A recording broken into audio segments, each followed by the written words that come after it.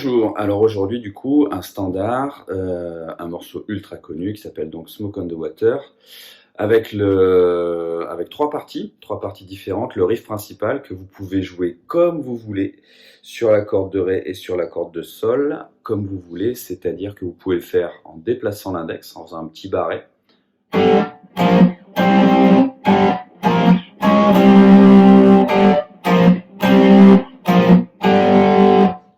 En faisant un petit barré et en associant le troisième et le quatrième doigt.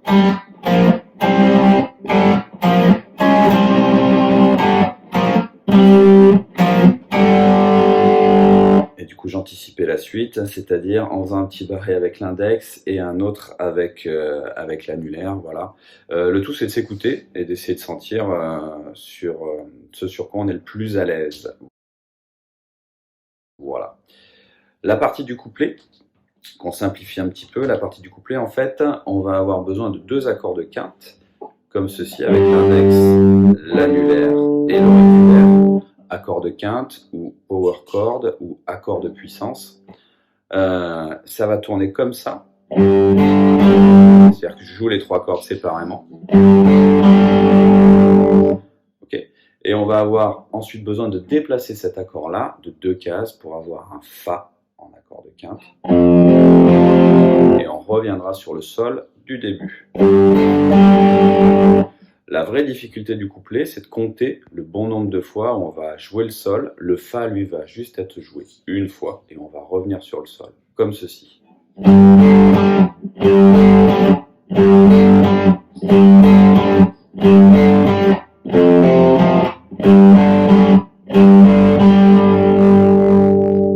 Ok, là je viens de faire un cycle.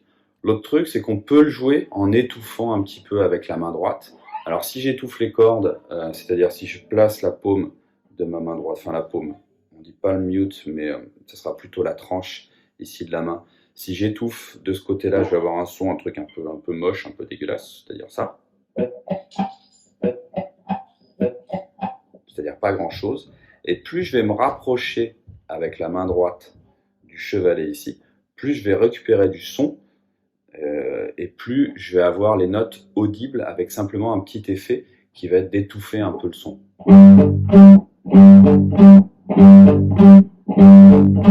L'autre truc que je rajoute, c'est de venir relâcher la pression avec la main gauche pour que la dernière des trois notes soit courte, soit sèche. Ça m'évite d'avoir une partie très très chargée, très encombrante qui pourrait être ça.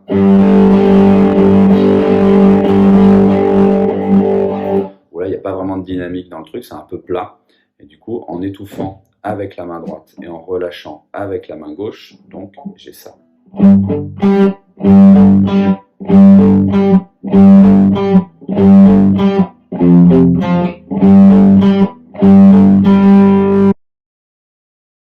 Le refrain, j'ai un accord de quinte qui est Do. Okay.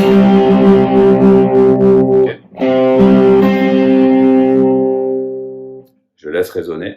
Ensuite, La bémol.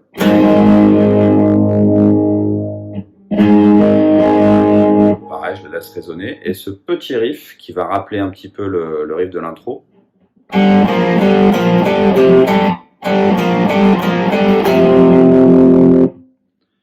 Je repasse par le Do. Ensuite le La bémol. Et je vais retrouver mon riff d'intro.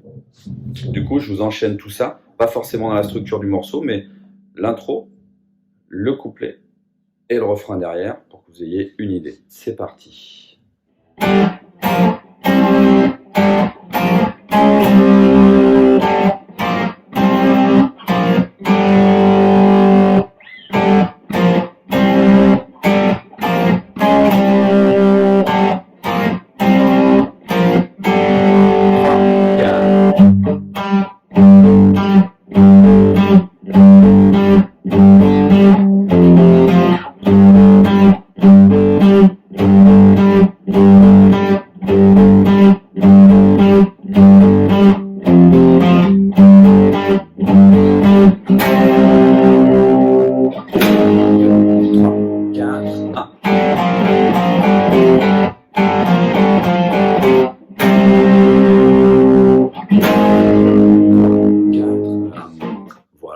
amusez-vous bien. Je vous renvoie à l'autre vidéo du coup sur le solo, qui est quand même un petit peu plus dur que tout ce qu'on vient de voir là dans le morceau. Et puis surtout à essayer de jouer tous ces riffs-là, ces parties-là, par-dessus le morceau.